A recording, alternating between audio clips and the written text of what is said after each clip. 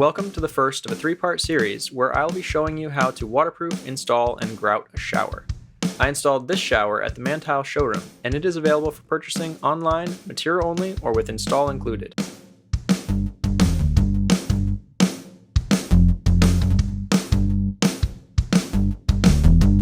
So why is waterproofing important? Well, bathrooms are high moisture areas, and without proper waterproofing, moisture can seep into the walls and floors, leading to mold, rot, and structural damage. Not fun. Proper waterproofing keeps your bathroom dry and damage-free for years.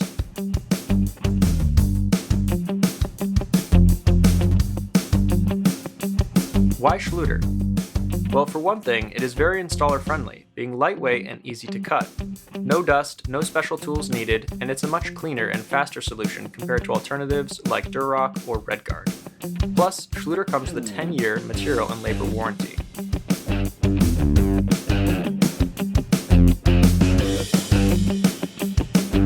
I normally preset the washers along the studs with about 4 to 5 per stud for each board section. Be sure to sink your screws so the washers end up slightly below flush with the board. That way, when you are spreading your thin set, the trowel won't get caught on the washers.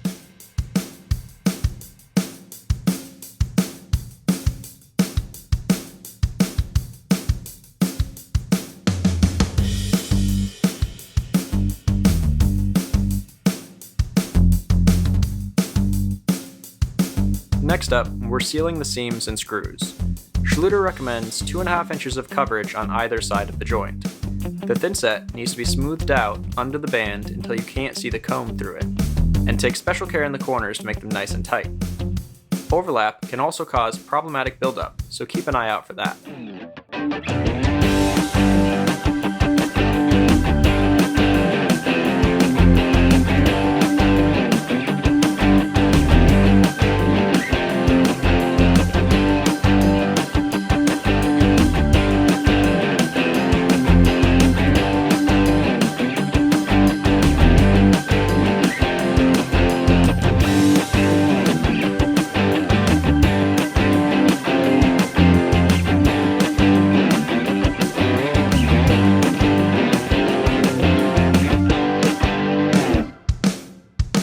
Next, I'll be installing the pan and curb.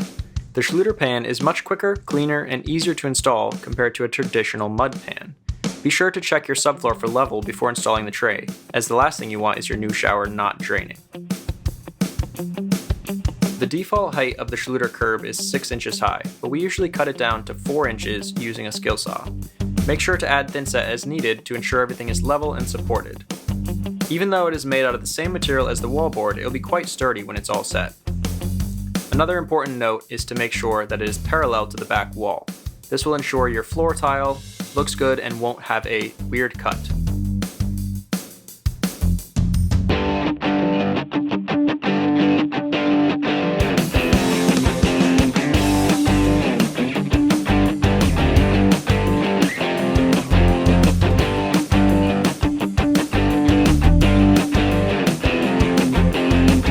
One thing to note, when mixing your thinset for waterproofing the seams, it should be wet enough to spread easily but not too thin so it drops constantly. Conversely, be sure it's thick enough when installing the pan in case you need to build up one side.